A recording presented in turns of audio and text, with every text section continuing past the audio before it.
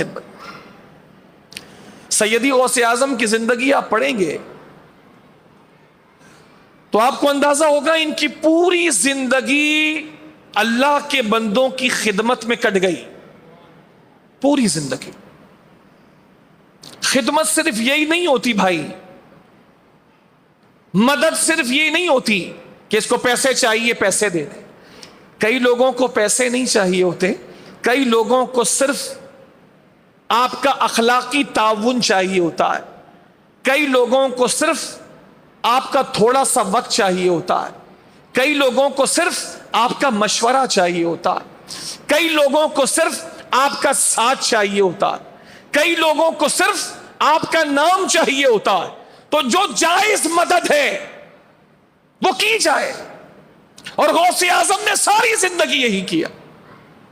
وہ کسی کو پریشان دیکھتے تو پریشان ہو جاتے, لٹرلی پریشان ہو جاتے, یعنی اپنے نوافل کو بھی چھوڑ دیتے. ایک ہے نا, ایک بندہ ہے, اس کے پاس کوئی آئے کہ میری تھوڑی سی مدد کر دیں, یہ بس یہ اٹھا کے بس یہ میری گاڑی پہ رکھ دینا ہے بس, اور کوئی ہے نہیں, یہ تھوڑی سی مدد کر دیں.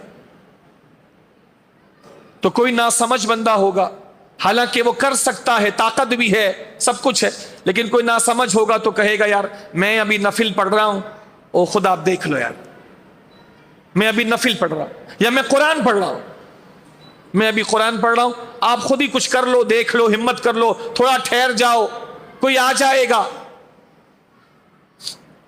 اور جو سمجھدار بندہ ہوگا وہ اپنی نفل نماز جو شروع کرنے جا رہا تھا نفل, وہ چھوڑ دے گا.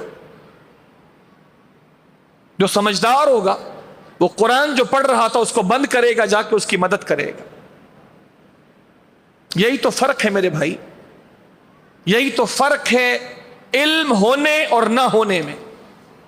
علم ہونے اور نہ ہونے میں یہی تو فرق. یہ سمجھ رہا ہے میں نفل پڑھ لوں تو زیادہ ثواب ہے, زیادہ ثواب یہ تھا کہ تو اس غریب کی مدد کر دیتا. یہ نفل تھا نا, بعد میں پڑھ لیتا. نفل کا تو کوئی ٹائم نہیں ہے, بعد میں پڑھ لیتا. ہاں جماعت تھی تو الگ بات تھی, نفل تھی, قرآن تھا تو بند کرتا, جاتا مدد کرتا, پھر آ کے کھول کے پڑھ لیتا. یہ فرق ہے علم ہونے اور نہ ہونے. عبداللہ ابن عباس رضی اللہ تعالیٰ عنہ, حضور کے چچا کے بیٹے, چچا زاد بھائی, مسجد میں بیٹھے, علم کی باتیں چل رہی ہیں, شاگرد بیٹھے, عبداللہ ابن عباس علم پڑھا رہے. ایک آدمی غریب آیا,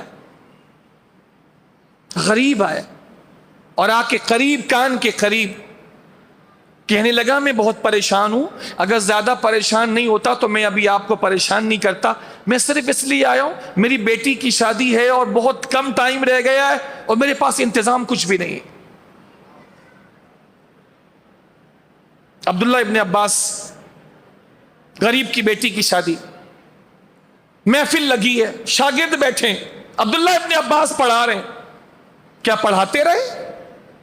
عبداللہ ابن عباس کھڑے ہو گئے, فرمایا آؤ چلو, نبی کے ایک امتی کی بیٹی کی شادی ہے, غریب پریشان ہے, آؤ سارے مل کے جو مدد ہو سکتا ہے اپنے بھائی کی مدد کریں. چلے گئے, لوگوں سے بات کی, لوگوں سے بات کی, اور بات کر کے کہا تم کیا کرو گے, اور تم اور تم اور تم, ہم یہ کریں گے, ہم یہ کریں گے, ہم یہ کریں گے. پوچھا اب ہو جائے گا؟ کہا حضور آپ کا بڑا شکریہ, اللہ آپ کو بہت دے, اب سب کچھ میری بیٹی کا آرام سے ہو جائے گا. فرمایا ٹھیک ہے, اب تم سارا سامان یہ اپنے حوالے لو اور اپنی بیٹی کی خوشی سے شادی کرو. پھر فرمایا چلو اب واپس چلو, دوبارہ ہم علم کا حلقہ لگائیں گے, دوبارہ علم پڑھنا شروع کریں گے.